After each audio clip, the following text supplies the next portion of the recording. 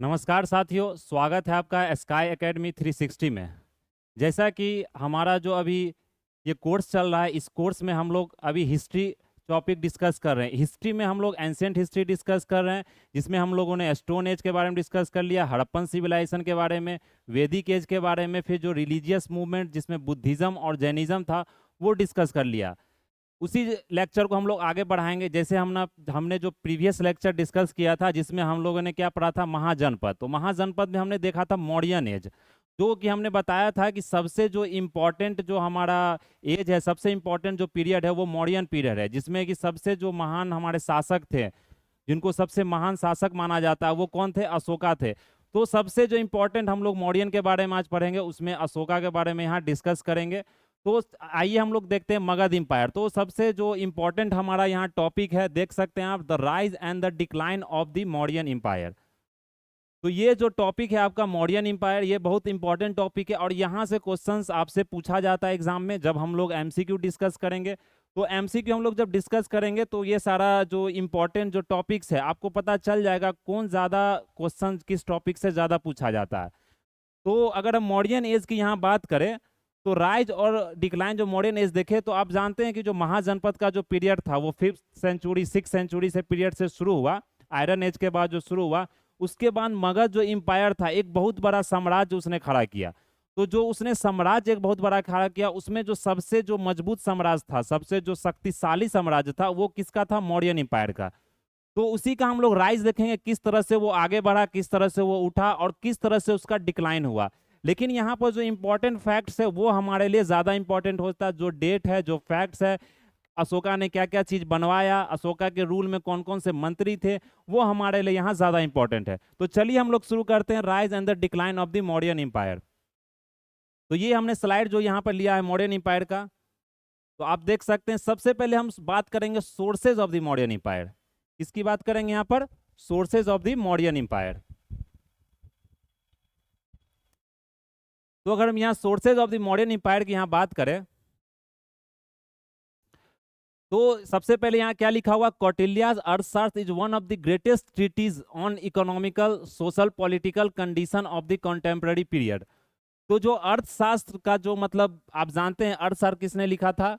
कौटिल्य ने लिखा था, जिसे हम लोग विष्णुगुप्त के भी नाम से जानते हैं और चाणक्य के नाम से। चाणक्य नाम आपने बहुत ज्यादा सुना होगा, तो चाणक्य नीति आपने सुना होगा, तो चाणक्य के नाम से जानते हैं।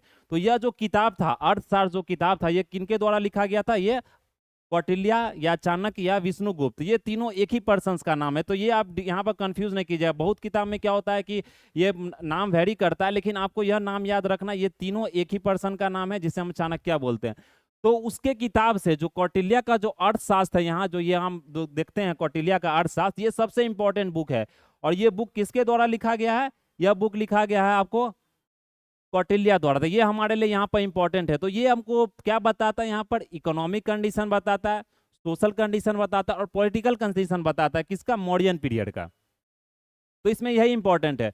फिर अगर हम यहाँ पर देख ले मुद्रा राक्षस, तो ये किताब इंपॉर्टेंट है। क्या होता है एग्जाम में, जो आपसे यहाँ पर पूछा जाता है, अगर एग्जाम की हम लोग बात करें, तो जैसे क्या होता है कि किसी भी बुक का आपको नाम दे दिया गया है और उस द मैच द फॉलोइंग में, या मतलब कि वन लाइनर का जो क्वेश्चन बनता है, तो उसमें मुद्रा राक्षस जैसे दे दिया, पूछ दिया गया किसके द्वारा लिखा गया है।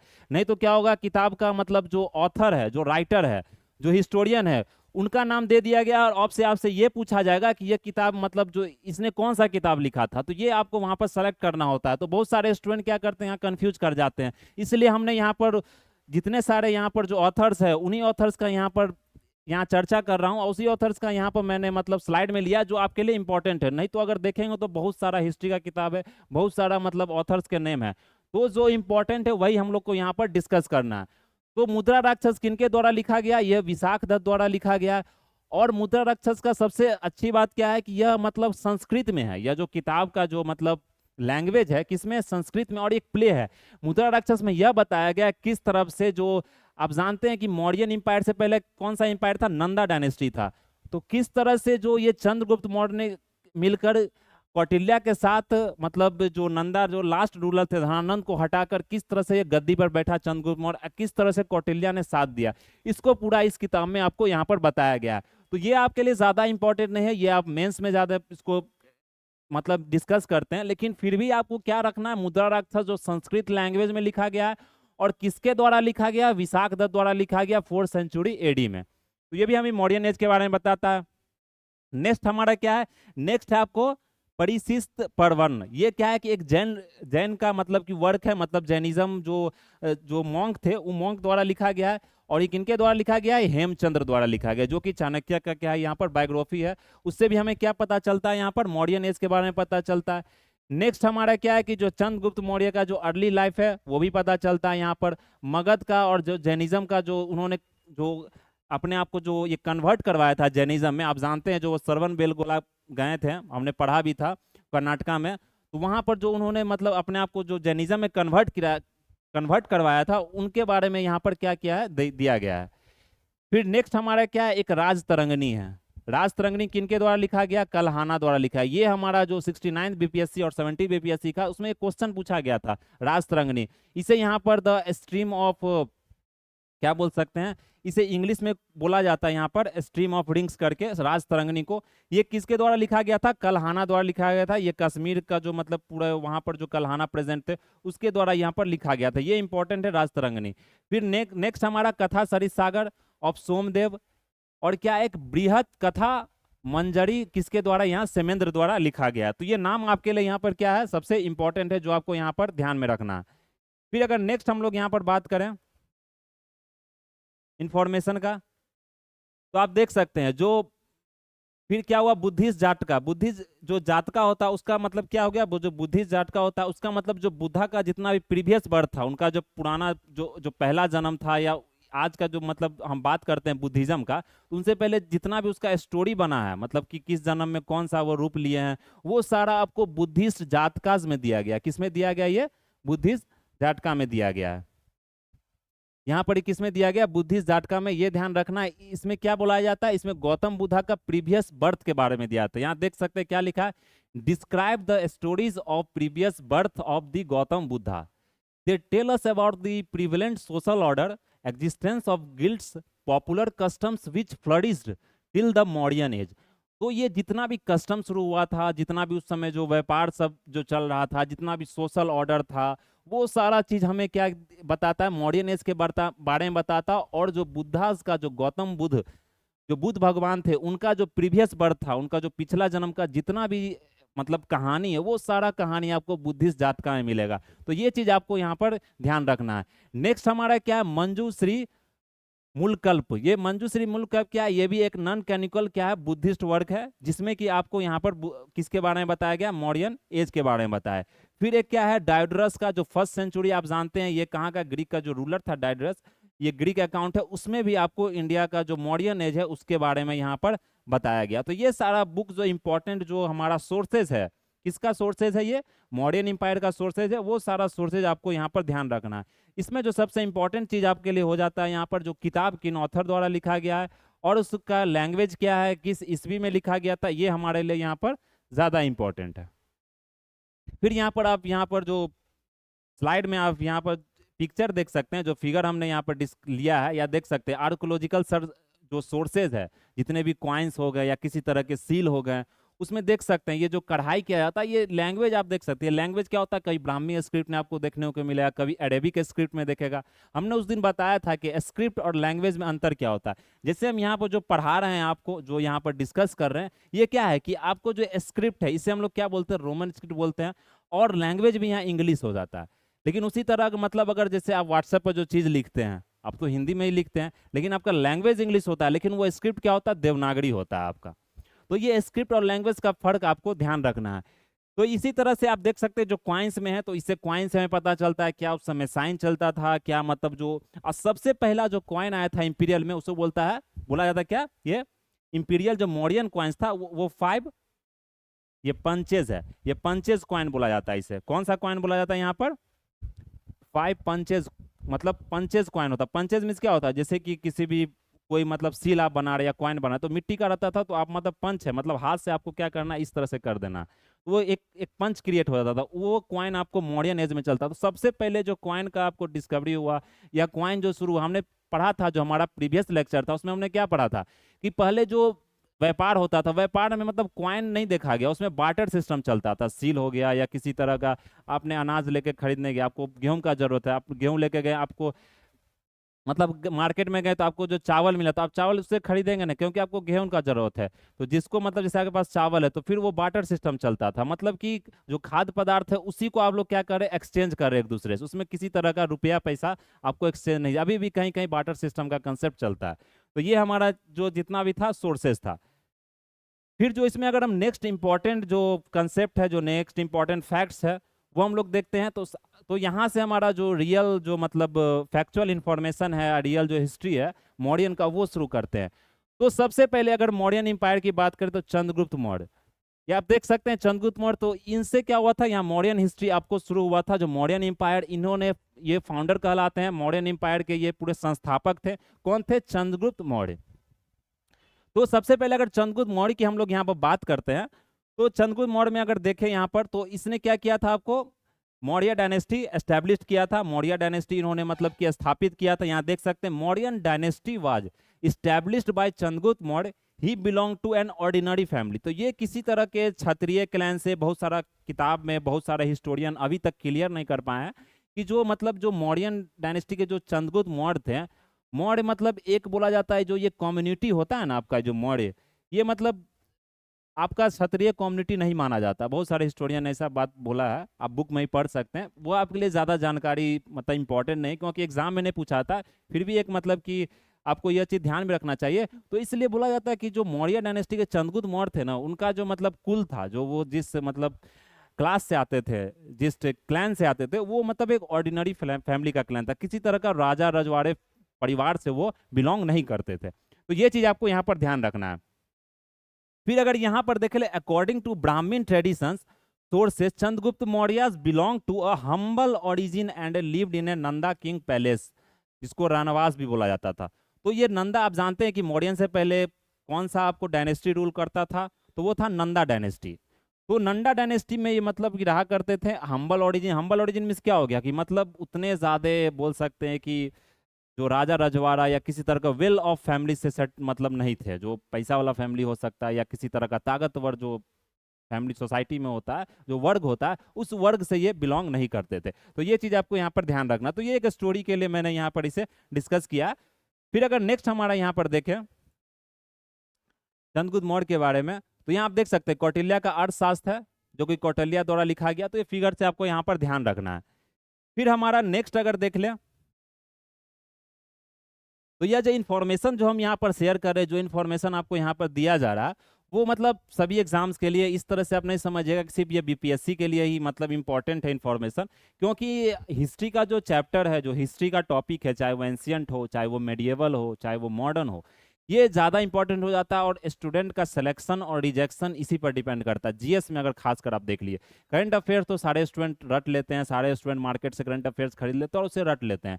लुसेंट भी आप लोग मतलब कि जो साइंस का टॉपिक होता है वो भी आप लोग समझ लेते हैं, पर लेकिन हिस्ट्री क्या होता है कि हिस्ट्री में बहुत सारे स्टूडेंट क्या करते हैं, इग्नोर कर, जैसे एंशियंट बहुत सारे स्टूडेंट को याद नहीं होता है। तो इसलिए मतलब ये सारे एग्जाम्स के लिए, चाहे वो बीपीएससी हो, एसएससी हो, रेलवे हो, एनटीपीसी, किसी तरह का एग्जाम्स है, उस सारे एग्जाम्स में आपके लिए इंपॉर्टेंट है। और वही चीज़ मैंने फैक्ट्स लिया है, हमने ज़्यादा बड़ा स्लाइड भी नहीं किया है, हमने पूरे किताब को यहाँ नहीं डाल के रख दिया है कि आपको पूरा किताब पढ़ना पड़ेगा। वही चीज़ आपको यहाँ पढ़ना पड़ेगा जो आपके लिए इंपॉर्टेंट है, जो आपको एग्जाम में पूछा जाता है। वो हम लोग जब एमसीक्यू डिस्कस करेंगे तो आपको पता चल जाएगा कि कौन कौन सा इंपॉर्टेंट यहाँ पर चीज़ है। तो हम पहले सोच रहे हैं कि एंशियंट को कंप्लीट कर दे, उसके बाद हम सब एमसीक्यू सीरीज शुरू करेंगे पूरे एंशियंट पर, उसके बाद हम लोग नेक्स्ट टॉपिक की ओर आगे बढ़ेंगे। तो सबसे पहले अगर हम बात करें यहाँ पर चाणक्य, हम लोग किसके बारे में बात कर रहे थे? चंद्रगुप्त मौर्य के बारे में। तो अगला अगला हम यहाँ पर अगर चंद्रगुप्त मौर्य के बारे में देखें, तो सबसे पहले जो चंद्रगुप्त मौर्य की अगर यहाँ बात करें, तो चाणक्य द्वारा हमने बताया था कि इनके मदद से जो कौटिल्य जिनको बोला जाता है, या विष्णुगुप्त अभी नाम या यहाँ पर याद रख सकते हैं, क्या नाम रख सकते हैं? विष्णुगुप्त। तो ये इनके मदद से इसने क्या किया, लास्ट जो नंदा रूरल था जिसका नाम क्या था? धनानंद, तो धनानंद को इसने क्या किया? हटा दिया। और पाटलिपुत्रा, जिस समय उस समय क्या था, पाटलिपुत्रा एक कैपिटल था, उस कैपिटल को इसने क्या किया? वहां पर कैप्चर किया, जो कि क्या था? एक राजधानी था नंदा डायनेस्टी के समय में। फिर इसने क्या किया? एक सेल्यूकस निकेटर, ये नाम आपके लिए इंपॉर्टेंट है, he defeated Seleucus Nicator, a general of Alexander, and received Kabul Kandahar, Herat and Balochistan in return for 500 elephants. तो जो ये आपको सेल्यूकस निकेटर था, ग्रीक के जो रूलर थे अलेक्जेंडर, क्या मतलब था, अलेक्जेंडर का जनरल था। किसी भी जो कोई राजा मतलब बाहर से या आक्रमण करता था, किसी भी विदेश का जो राजा था, वो ग्रीक हो पर्शियन हो, तब जब वो आक्रमण करता था तो वो आक्रमण करके खुद उस चीज को राज नहीं करता, क्योंकि वो अपने राज में जाके वो राज करेगा ना, दूसरे देश में तो नहीं करेगा। तो वो क्या करता, एक जनरल छोड़ देता था, जनरल यहाँ पर जाके रख देता था, वो क्या करता था, फिर उसको राज करता था, और जो पैसा उसको यहाँ मिलता था वो पैसा जाकर अपना जो मतलब मेन राजा उसको जाके वो देता था। तो इसी तरह से इसका जनरल था कौन, सेल्यूकस निकेटर। तो सेल्यूकस निकेटर को हराया था किसने, चंद्रगुप्त मौर्य ने, ये ध्यान रखना है। फिर उसको हरा के उसने क्या किया कि मतलब कि 500 एलिफेंट उसको भी यहाँ पर मिला, रिटर्न फॉर 500 एलिफेंट्स। तो ये चीज इंपॉर्टेंट नहीं, ये है कि सेल्यूकस निकेटर को किसने हराया था, चंद्रगुप्त मौर्य ने हराया था। फिर सेल्यूकस ने क्या किया था, यहाँ पर मेगास्थनीज को सेंड किया था। मेगास्थनीज एक इम्पॉर्टेंट बोल सकते हैं, एक कोर्ट पोएट थे, मतलब एक हिस्टोरियन भी इनको बोला जा सकता है। क्योंकि मेगास्थनीज ने क्या किया था, एक ग्रीक एम्बेसडर थे किसके कोर्ट में, चंद्रगुप्त मौर्य के कोर्ट में। और जो मेगास्थनीज ने सबसे इंपॉर्टेंट जो किताबें लिखी थी, किताब की अगर बात करें यहाँ पर इंडिका, कौन सा बुक इन्होंने लिखा था यहाँ पर, अगर हम किताब की यहाँ पर बात करें तो जो किताब हमारा सबसे इंपॉर्टेंट इन्होंने जो किताब लिखा था, उस किताब का नाम है इंडिका। इसी इंडिका से हमारा जो देश का नाम ये इंडिया पड़ा है। आप जानते हैं जो ग्रीक ने क्या हुआ था, उन्होंने सिंधी को हिंदी मतलब इंडिया बोला, जो इंडी इंडी उन्होंने बोलता वो बोलते थे। फिर जो हमारे पर्शियन थे, जो पर्शियन थे, उनको क्या बोला, वो क्या बोलते थे, सौ को हौ बोलते थे, मतलब कि वो सिंधु को हिंदू बोलने लगे। तो उसी तरह से हिंदुस्तान भी नाम पड़ा, उसी तरह से इंडिया भी नाम पड़ा, उसी तरह से आप भारत भी देखते तो भारत क्लैन से भारत नाम भी जुड़ा हुआ है। तो ये इंडिका नाम ये आपको याद रखना है। यह बुक अभी पूरा एग्जिस्ट नहीं करता है, लेकिन कुछ पार्ट इसका मतलब मिला है, जिससे हमारा मॉडर्न हिस्ट्री के बारे में पता चलता है। तो आपके लिए इंपॉर्टेंट क्या है कि इंडिका किताब किसने लिखा है, तो इंडिका किताब यहाँ पर लिखा गया है किसके द्वारा, मेगास्थनीज के द्वारा। और मेगास्थनीज किसके कोर्ट का मतलब एम्बेसडर था, चंद्रगुप्त मौर्य के कोर्ट का एम्बेसडर था। चंद्रगुप्त मौर्य ने किसे हराया था, सेल्यूकस निकेटर को हराया था। और हम लोग आगे बात करेंगे कि सेल्यूकस निकेटर को हरा के इसकी मतलब बेटी से भी शादी यहाँ पर किया था, जिसका नाम हेलेना था। वो आप लोग मतलब पूछा नहीं जाता, फिर भी आप यहाँ पर ध्यान रख सकते हैं। तो ये उस समय का इस तरह का कल्चर चलता था कि अभी राजा को हरा रहे हैं तो आपका जो डिमांड है उस डिमांड को पूरा किया जाता था। तो जैसे वहाँ की मतलब की जो रानी थी या उसे शादी करवा दिया जाए, या उसका राज ले लिया जाता था, या किसी तरह का जो वार बूटी होता था, मतलब जो जितना पैसा आपको देना है वार में जो खर्च हुआ है युद्ध में, वो पूरा मतलब कि कंपनसेशन दिया जाता था। तो इस तरह का उस समय का जो मतलब नियम था, जो कानून था, जो नियम मतलब बोल सकते हैं जो वार का नियम था, वो चलता था। फिर हमारा अगर नेक्स्ट यहाँ पर देखें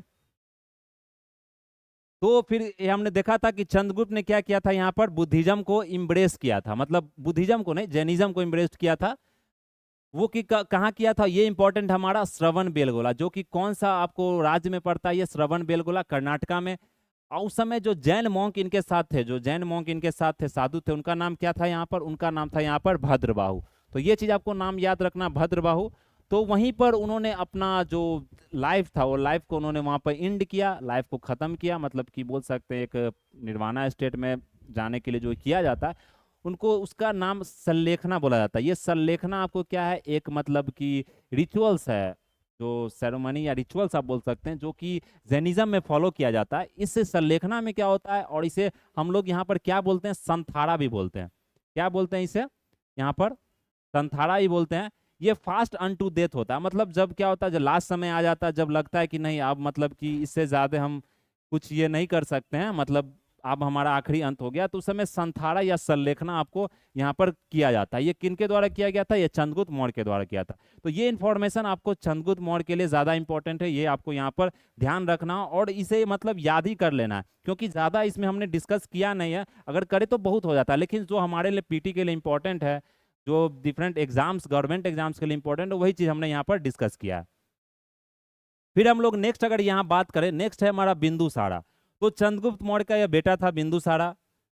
तो बिंदुसारा ने क्या किया, ये सन ऑफ चंद्रगुप्त मौर्य था, इसने मतलब आजीविका सेक्ट को फॉलो किया था। चंद्रगुप्त मौर्य ने क्या किया था, जैनिज्म को फॉलो किया था, ये आजीविका सेक्ट को फॉलो किया था। इसका जो ग्रीक नाम था, ये ध्यान रखना आपको, ग्रीक नेम, इसका ग्रीक नेम क्या था आपको, अमिट्रोकेट्स। ये ग्रीक नेम है जिसको स्लेयर ऑफ एनिमीज ही बोला जाता है। इसका मीनिंग होता है क्या, स्लेयर ऑफ एनिमीज। तो ये आपको ध्यान रखना है क्या है, ये अमिट्रोकेट्स जो क्या था, इसका नाम था। According to Taranath, he conquered the land between the eastern and the western seas, probably the Deccan region. तो ये जो तारानाथ एक मतलब कोर्ट में थे, या बोल सकते हैं एक मतलब उस समय के जो वहां पर जो मतलब जो यहाँ पर जो इंडिविजुअल है तारानाथ, ये क्या किया, कंकर्ड किया लैंड बिटवीन द ईस्टर्न और वेस्टर्न सी, जिसे मतलब डेक्कन रीजन बोला जाता है। मतलब तारानाथ के अकॉर्डिंग, ये एक राइटर है जिन्होंने बताया कि बिंदुसारा ने यह काम किया था। फिर अगर देख ले तो इन्होंने मेंटेन किया good relations with Greek ruler, तो ग्रीक रूलर के साथ इसनो अच्छा मतलब एक रिलेशन था। इसी कारण क्या है कि इनको यहाँ पर एमिट्रोकेट्स का भी नाम आपको दिया जाता है, तो स्लेयर ऑफ एनिमीज। फिर अगर नेम देख ले तो the king of Egypt Ptolemy second Philadelphus Syria and Macedonia sent their envoys to his court. तो इसने पूरा जो मतलब यहाँ से जितने भी इनवॉइस थे वो इनके कोर्ट में आपको आए थे। ये इंपॉर्टेंट नहीं, हमारे लिए इंपॉर्टेंट क्या है कि एमिट्रोकेट्स इनका नाम था। तारानाथ ने बताया था किस तरह से उन्होंने डेक्कन रीजन को कब्जा किया था। और बता सकते हैं ये मतलब जो, क्योंकि जो बिंदुसारा का बेटा ही अशोक था जिसे महान शासक के रूप में माना जाता है, he appointed Ashoka as governor of Ujjain and Takshashila. तो उस समय उज्जैन और तक्षशिला में जो मतलब जो राज था, वो राज के गवर्नर किसको बनाया था, अपना बेटा को, जिसका नाम क्या था, अशोक। तो चंद्रगुप्त का बेटा बिंदुसारा, बिंदुसारा का बेटा अशोक, ये कंफ्यूज नहीं करना। बहुत सारे स्टूडेंट बिंबिसारा से बिंदुसारा को कंफ्यूज कर देते हैं। तो बिंबिसारा हमने अजात शत्रु के बारे में पढ़ा था, अजात शत्रु बिंबिसारा का बेटा। उसी तरह से बिंदुसारा का यहाँ पर जो मतलब सन है, जो बेटा है, उसका नाम क्या है, अशोक। तो नेक्स्ट जो शासक हमारे यहाँ पर अगर हम देख ले, अशोका द ग्रेट। तो जो यह शासक हैं अशोका, इनको सबसे महान शासक, हिस्ट्री का, इतिहास का सबसे महान इनको शासक बोला जाता है, अशोका। और इन्होंने बहुत सारा मतलब जो जो काम था, चाहे वो सोशल सर्विस को लेकर हो, चाहे पॉलिटिक्स में मतलब किसी तरह का जो मतलब नया रिफॉर्म इन्होंने लेकर आया था। और बुद्धिज्म को जो आज आप देख रहे हैं, बुद्धिज्म इतना ज़्यादा फैला हुआ, चाहे वो इंडिया में हो, चाहे इंडिया से बाहर हो, चाहे मतलब आप चाइना में देख सकते हैं, जापान में देख सकते हैं, थाईलैंड में या बैंकॉक, कहीं भी आप देखिए, जो बुद्धिज्म आज फैला हुआ है साउथ ईस्ट एशिया में या इंडिया में, वो अशोका के कारण ही फैला हुआ है। तो अशोका इतने महान शासक थे उस समय कि इन्होंने मतलब जो राज किया, तो पूरा जो मतलब उस समय माना जाता है कि इंडिया में सबसे पहले ऐसे शासक थे जिन्होंने पूरा मतलब जो इंडियन सब कॉन्टिनेंट होता है, चाहे वो ईस्ट एशिया हो या साउथ एशिया हो, पूरा उनका कब्जा था, पूरा उनका कंट्रोल था। तो अशोका की हम लोग बात करें यहाँ पर, तो देख सकते हैं ये कौन थे, सन ऑफ बिंदुसारा। जो अशोका थे यहाँ पर बिंदुसारा के बेटा थे, grand son of Chandragupta Maurya. तो चंद्रगुप्त मौर्य इनके दादाजी थे। He is regarded as the one of the greatest rulers in the Indian history. तो इंडियन हिस्ट्री में इनको सबसे महान शासक, एक सबसे महान शासक के रूप में इनको जाना जाता है। आफ्टर ए फायर्स कलिंगा वार, पहले बताया जाता है कि जो चंद्रगुप्त जो मतलब जो अशोका थे, इनको मतलब एक अगर आप देखिए किताब पढ़िएगा, उसमें इनको चंड अशोका भी बोला जाता है। क्योंकि जो पहले क्या थे, एक मतलब बहुत क्रूर राजा के रूप में इनको माना जाता था। लेकिन जो ये कलिंगा का जो युद्ध हुआ था, इसके बाद जो इसमें इतना क्षति देखे, मतलब उस समय बोला जाता है 1 लाख से ऊपर आदमी को मतलब उस समय मौत हुआ था। जो वार हुआ था, जो युद्ध हुआ था कलिंगा के, उसके बाद इतना उसमें खून खराबा, इतना ज्यादा मतलब कि जो लूट पाट, सब घर का मतलब उस समय आदमी मरा था। इतना ज्यादा बड़ा वार हुआ था कलिंगा वार। कलिंगा वार एक बहुत बड़ा मतलब कि युद्ध माना जाता है। अगर वर्ल्ड वार की अगर बात करें आप, तो उसमें ज्यादा आदमी से मरा था मतलब।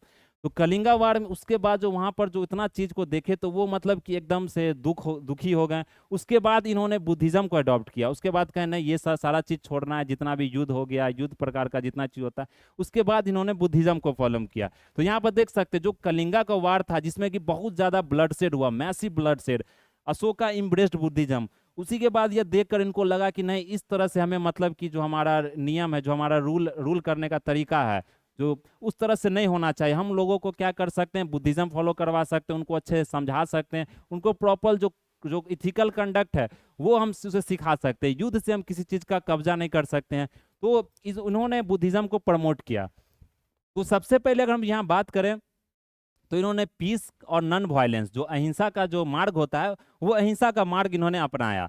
फिर अगर देख सकते हैं, तो he sent Buddhist missionaries to many parts of the world including Sri Lanka, Egypt, Greece, Myanmar and Thailand. तो देख सकते हैं जो जितने भी एशियन कंट्री है, साउथ एशियन कंट्री है, नॉर्थ एशियन कंट्री है, वो सारा कंट्री में इन्होंने क्या किया, बुद्धिज्म को फैलाया, वो सारा कंट्री में इन्होंने मिशनरीज भेजा। मिशनरी मीन्स क्या होता है कि मतलब जैसे आप मिशनरी, आज के समय भी मिशनरीज भेजा जाता है बहुत सारे जगह पर। तो ये क्या होता है कि जैसे मतलब इन्होंने बुद्धिज्म को फैलाना था, ये साधु संत को भेजते थे, वहां जाके लोगों को बताइए इसके बारे में, किस रिलीजन को फॉलो करना है, इसमें क्या क्या मतलब उनको लाभ मिल सकता है, किस तरह से वो एक चेंज हो सकते हैं। तो ये मिशनरीज का काम होता है।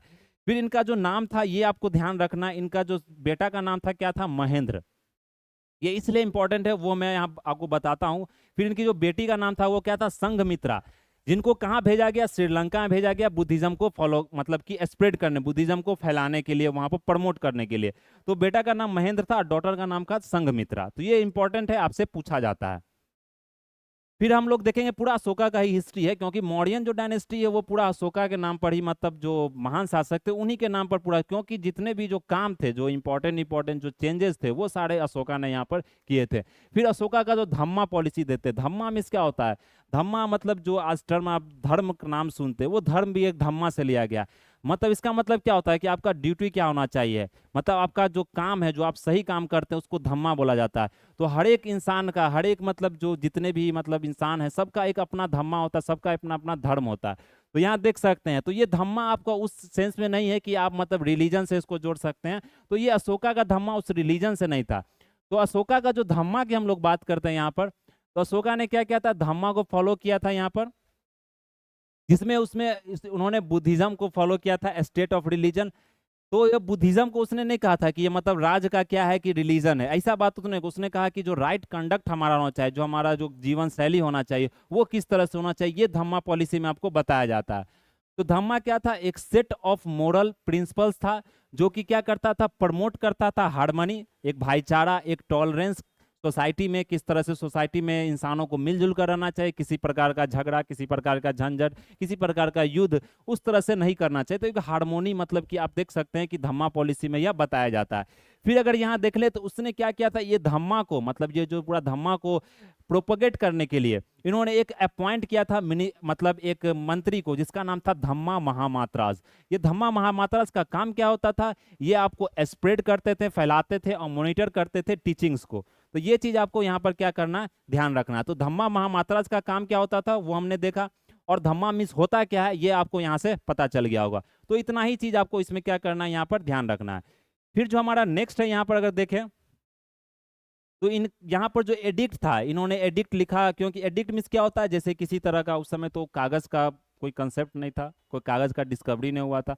उस समय जो भी मतलब प्रवचन या किसी तरह का उपदेश लिखा था, राजा का जो उपदेश होता था या किसी तरह का ऑर्डर होता था, वो ऑर्डर एक एडिक्ट के रूप में, एडिक्ट मीन्स क्या हुआ, जैसे पत्थर पर किसी तरह का एडिक्ट हो गया, पत्थर पर किसी तरह का आपको मतलब यहाँ पर अगर देखें तो किसी तरह का मतलब रॉक एडिक्ट्स था, जैसे आप रॉक एडिक्ट्स की बात कर सकते हैं। फिर किसी तरह का अगर आप देख ले तो केव एडिक्ट्स होता था, जैसे ये केव है आपका, इस केव के अंदर कोई चीज आपको लिख दिया गया है तो क्या हो गया, केव एडिक्ट्स हो गया।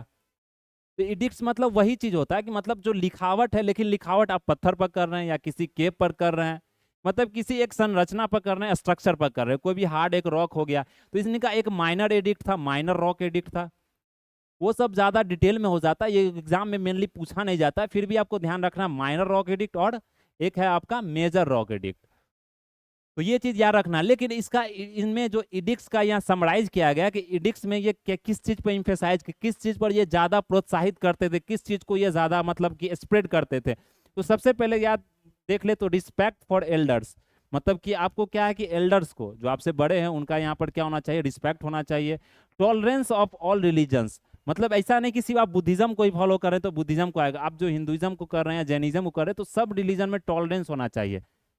फिर नॉन वायलेंस, जो अहिंसा है, जो आपको हिंसा का मार्ग नहीं अपनाना, अहिंसा अपनाना है। फिर कॉम्पैशन वार्ड टुवार्ड्स एनिमल्स, मतलब जो जानवर है, जानवर के प्रति भी आपको क्या करना है, एक संवेदनशील रहना है, मतलब एक प्रेम भाव से आपको रहना है, किसी तरह का कोई नॉन वायलेंस आपको वहां पर नहीं कर रहा है। फिर एक ह्यूमन ट्रीटमेंट होना चाहिए सर्वेंट्स और स्लेव्स में। आप जानते हैं पहले जो राजा रजवाड़ा का समय होता था, उसमें जो गुलाम होता था, गुलाम बहुत इंपॉर्टेंट था, उसमें गुलाम आपको सर्वेंट्स बहुत ज्यादा चलता था, मतलब अगर किसी राज को आप मतलब कब्जा कर ली तो वहां के जितने लोग उसको आप गुलाम बना ली। तो बोलते थे जो गुलाम भी आप बनाते हैं, स्लेव्स भी बनाते हैं या सर्वेंट्स भी बनाते हैं, तो उनके साथ जो आपका ट्रीटमेंट है, उनके साथ जो आपका व्यवहार है, वो व्यवहार आपका एकदम क्या होना चाहिए, अच्छा होना चाहिए। इस तरह से नहीं कि आप उनको मतलब कि एक शोषण कर सकते हैं, शोषण आपको यहाँ पर नहीं करना है। तो ये इनका यहाँ पर मतलब है। फिर हम नेक्स्ट यहाँ पर अगर देखें तो अशोका इंस्क्रिप्शंस के बारे में, तो ये जो हमने यहाँ पर जो फिगर यहाँ पर डिस्कस किया, अगर यहाँ पर फिगर की बात कर लें तो आप देख सकते हैं ये क्या है, अशोका इंस्क्रिप्शंस का यहाँ पर देख सकते हैं, मतलब बनाया गया ये स्तूपा है। स्तूपा हम लोग डिस्कस करेंगे क्या होता है। स्तूपा मीन्स होता है जैसे कोई भी बुद्धिस्ट का जो बिलोंगिंग्स है, उनका जो बिलोंगिंग्स है या जो उनका जो मतलब मृत शरीर था, उनमें से कुछ कुछ जो उनको जो दफनाया जाता है या मतलब किसी तरह का आप जानते हैं जो रिचुअल्स होता है, उन रिचुअल्स में जो भी मतलब चीज होता है वो सारा चीज इसमें आपको रखा जाता है। तो ये क्या है आपको मतलब एक जो यहाँ पर मैंने फिगर लिया है इसे मतलब स्तूपा बोला जाता है। कौन सा स्तूपा बोला जाता है? और बताया जाता है अशोका ने 18,000 से अधिक स्तूपा बनवाए थे। तो स्तूपा क्या होता है, एक मतलब कि बुद्धास को मतलब कि आपको जो मैसेज, उनका मैसेज को यहाँ पर क्या करता है, फैलाता है। तो आप देख सकते हैं ये तोरण है। तो हम लोग स्तूपा के बारे में बात करेंगे तो ये मतलब अशोका का सबसे मतलब जो कार्य था उनमें सबसे इम्पोर्टेंट, सबसे महत्वपूर्ण जो मतलब उनका जो काम था वो मतलब स्तूपा उन्होंने बहुत ज्यादा बनवाया था। तो अशोका का जो इंस्क्रिप्शन देख सकते हैं वो ऑथेंटिक सोर्स है आपको अशोका गैडियन का। फिर उसने क्या किया, यहाँ पर मेजर और माइनर एडिक्ट्स हमने बताया कि वो इंस्क्राइब्ड कराया रॉक्स में, पिलर्स में। यहाँ देख सकते हैं ये जो आप पिलर्स देख रहे हैं ज्यादा पूरा, इसमें क्या है, सब में एडिक्ट है, सब में कुछ ना कुछ लिखा गया, चाहे वो किसी लैंग्वेज में। आप भले उस लैंग्वेज को नहीं पढ़ पाएंगे लेकिन आप अगर उस लैंग्वेज को सीखें तो आपको पता चल जाएगा उसने यहाँ पर क्या लिखवाया है। फिर अगर देख ले तो देखिए सबसे इंपॉर्टेंट यहाँ पर ये चीज हो जाता है हमारे जो मतलब एग्जाम पॉइंट ऑफ व्यू से। तो क्या होता है कि ये पूछा जाता है कि अशोका का जो इंस्क्रिप्शन था, जो उन्होंने जो लिखावट लिखवाया था, वो कौन सा लैंग्वेज था, कौन सा स्क्रिप्ट था। तो सबसे पहले हम स्क्रिप्ट की बात करें तो स्क्रिप्ट उन्होंने तीन स्क्रिप्ट चुना था, 4 लैंग्वेज चुना था। तो आप देख सकते हैं तो लैंग्वेज कौन था, हमने अभी बताया था लैंग्वेज और स्क्रिप्ट में क्या अंतर होता है। बहुत सारे स्टूडेंट क्या करते हैं लैंग्वेज में और स्क्रिप्ट में क्या कंफ्यूज कर जाते हैं। तो लैंग्वेज क्या था यहाँ पर, सबसे पहला प्राकृत लैंग्वेज था। दूसरा क्या था, यहाँ ब्राह्मी स्क्रिप्ट था, जो कि मतलब ब्राह्मी प्राकृत लैंग्वेज हम ब्राह्मी स्क्रिप्ट में भी लिख सकते हैं।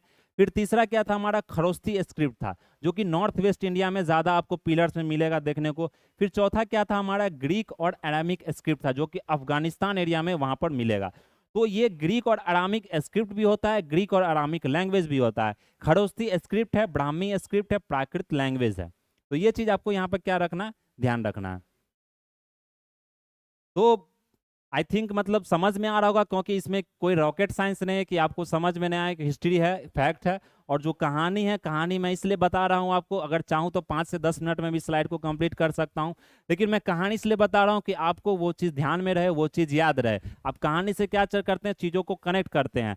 क्योंकि सब मूवी देखते हैं, सब सीरियल्स या एपिसोड देखते हैं या सीरीज देखते हैं, तो उसमें कहानी के थ्रू ही आपको हर एक चीज़, हर एक मतलब जो जो एक्शन या किसी तरह का चीज़ है वो आपको याद रहता है। इसलिए हमने कहानी यहाँ पर लेता हूँ, उसके बाद फैक्ट्स यहाँ पर बताता हूँ, जिससे आपको डिटेल में पूरा चीज़ इंफॉर्मेशन याद रहे। फिर नेक्स्ट हमारा एडमिनिस्ट्रेशन देख सकते हैं मॉडर्न इंपायर का। तो एडमिनिस्ट्रेशन क्या था मॉडर्न इंपायर का, यहाँ किस तरह से उनका जो पूरा मतलब राज था वो किस तरह से काम करता था। तो एडमिनिस्ट्रेशन की बात कर ले तो Mauryan and empire had a centralised administration. तो उनका सेंट्रलाइज था। सेंट्रलाइज्ड मीन्स क्या था, मतलब पूरा कंट्रोल जो था ये मौर्यन एम्पायर का एक सेंटर से कंट्रोल होता था। पूरा जो एम्पायर था वो कंट्रोल कहाँ से होता था, अशोका के मतलब की जो कोर्ट से था वहां से कंट्रोल होता था। ये जो एम्पायर था इसको डिवाइड किया गया था प्रोविंसेस में। प्रोविंसेस क्या हो, जिसको आज हम लोग स्टेट राज्य बोलते हैं, उसी को प्रोविंस भी यहाँ पर क्या बोला जाता है। जो कि कुमारा और आर्यपुत्र रॉयल प्रिंसेस द्वारा क्या किया जाता था, गवर्न किया जाता था, कुमारा और Arya princes. The capital city Pataliputra was directly under the control of the emperor. तो ये अशोका के अंदर डायरेक्ट कंट्रोल था। कैपिटल सिटी आप जानते हैं अशोका के समय कैपिटल सिटी क्या था, पाटलिपुत्रा।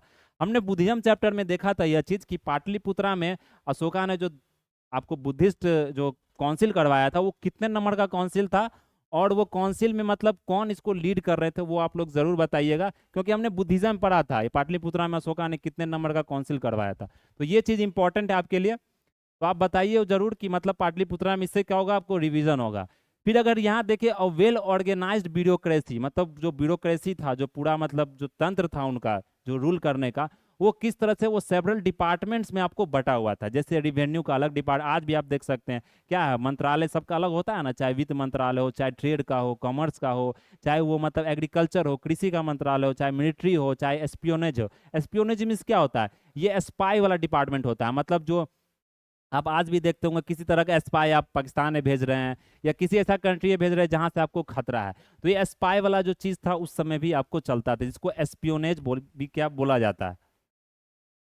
फिर हमारा नेक्स्ट यहाँ पर अगर हम डिस्कस करें, मिलिट्री एडमिशन क्या था। मिलिट्री जो एडमिनिस्ट्रेशन था, जो मतलब इनका पूरा जो सेना का जो यहाँ पर पूरा एडमिनिस्ट्रेशन था, किस तरह से ऑर्गेनाइज होता था, ये हाईली ऑर्गेनाइज था और पावरफुल था। प्लस क्या था कि वार काउंसिल था, जो कितना मेंबर का था, 30 मेंबर का था, जो कि 6 कमिटीज में आपको डिवाइडेड था। एक नेवी में था, इन्फेंट्री में था। जो नेवी क्या होता है, मतलब जो जल सेना होता है, मतलब जो आप बोल सकते हैं जैसे नेवी आज का हो गया। फिर इन्फेंट्री क्या हो गया, मतलब जो आपको पैदल सैनिक होता है। फिर कैवेलरी क्या हो गया, जो घोड़सवार, जो घोड़ा सैनिक हो। चैरियट्स क्या हो गया, जो मतलब रथ चलाते हैं, उसको चैरियट्स बोला जाता है। एलिफेंट्स जो हो गया, ये सब पूरा आपको मतलब कि सेना में रहा करता था, ट्रांसपोर्ट एंड प्रोविजन, ये सारा चीज आपको क्या था, मिलिट्री एडमिनिस्ट्रेशन था। तो ये इतना इंपॉर्टेंट नहीं है, फिर भी आप मिलिट्री एडमिनिस्ट्रेशन अशोका का देख सकते हैं कितना आपको इंपॉर्टेंट था। फिर अगर रिवेन्यू सिस्टम की बात करें, जो इनका पूरा वित्त मंत्रालय था, उसमें किस तरह से चलता था, तो लैंड रिवेन्यू जो सबसे ज्यादा जो कर आता, जो टैक्स आता था, वो लैंड रिवेन्यू से आता था। वो चीफ सोर्स ऑफ इनकम था स्टेट के लिए। और ये कलेक्ट आपको कहाँ से किया जाता था, ये कलेक्ट किया जाता था गवर्नमेंट ऑफिशियल्स, जिसका नाम था क्या, समहर्ता। तो ये आपको ऑफिशियल्स का नाम यहाँ पर ध्यान रखना है, ये किसके द्वारा किया जाता था। तो ये नाम आपके लिए इंपॉर्टेंट है कि रिवेन्यू सिस्टम का समहर्ता पूछ देगा कि समहर्ता किसको बोला जाता है, या सन्निधाता किसको बोला जाता है। तो ये चीफ ट्रेजरी, मतलब जो पूरा जो वित्त मंत्रालय को संभालते थे, उनका जो ऑफिसर का नाम था वो समहर्ता या सन्निधाता होता था। फिर अदर टैक्स ऑफ रिवेन्यू की बात करें, तो ट्रेड और कमर्स से जो टैक्स आता था, फॉरेस्ट प्रोड्यूस से टैक्स आता था, वाटर से भी टैक्स कलेक्ट होता था, माइन से भी होता था, पेस्चर टैक्स से भी होता था।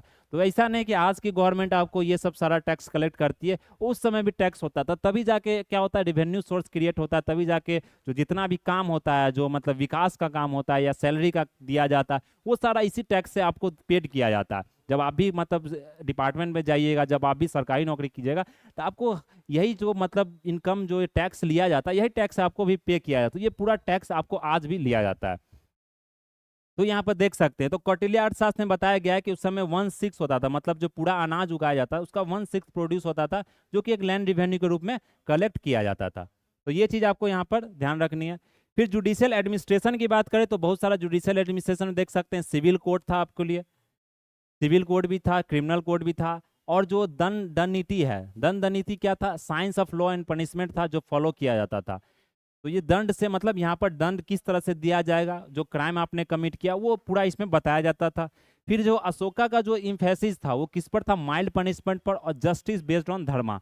तो ऐसा नहीं था कि मतलब जो बहुत सारे राजा हुआ करते थे, किसी तरह का आप गलती कर रहे हैं, कोई पनिशमेंट होता, जैसे आप मुगल में पढ़िएगा, ऐसा ऐसा पनिशमेंट होता, सीधे टांग दिया जाता था आपको, मतलब मार दिया जा रहा है छोटा छोटा गलती पर। लेकिन उस तरह का पनिशमेंट नहीं था, क्योंकि ये अहिंसा को फॉलो करते थे, नॉन वायलेंस को फॉलो करते थे। तो ये मतलब कि रिफॉर्म करते थे, जैसे आज की गवर्नमेंट आपको रिफॉर्म करती है, वो कैपिटल पनिशमेंट नहीं दे सकती है, क्योंकि कैपिटल पनिशमेंट बहुत सारे राजा दिया करते थे। आज बहुत सारा देश में बंद हो गया, जो कैपिटल पनिशमेंट की बात करें तो वो बंद हो गया।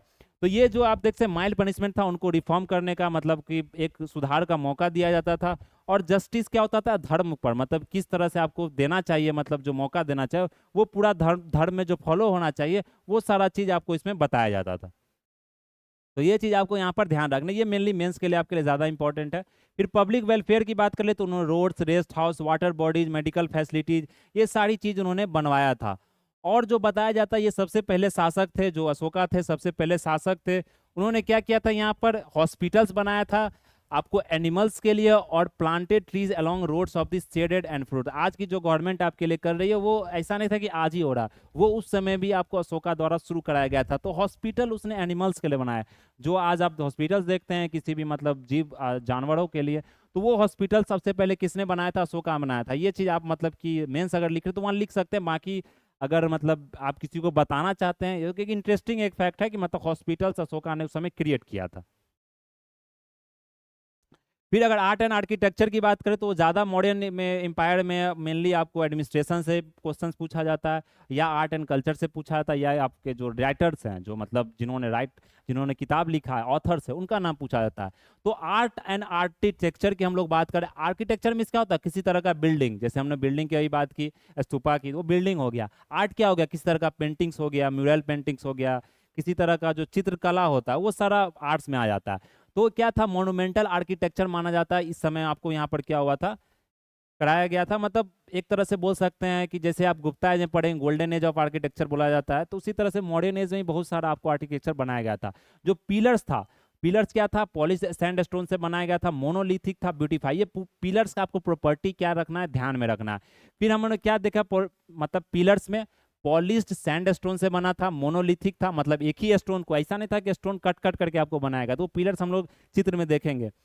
फिर आपको क्या था कि कैपिटल्स, उस पर कैपिटल्स बनाएगा जिस पर कि एनिमल का फिगर था, स्पेशली आप देखेंगे तो लायन, उसमें मतलब शेर का आपको मतलब जो फिगर है, जो चित्र है वो मिलेगा।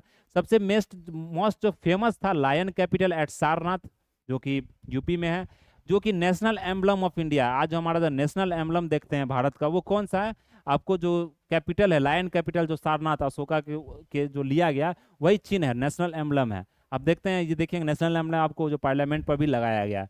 फिर नेक्स्ट हमारा स्तूपा था, जो इनका इंपॉर्टेंट जो सबसे बड़ा मतलब जो आर्किटेक्चर था वो क्या था, स्तूपास था।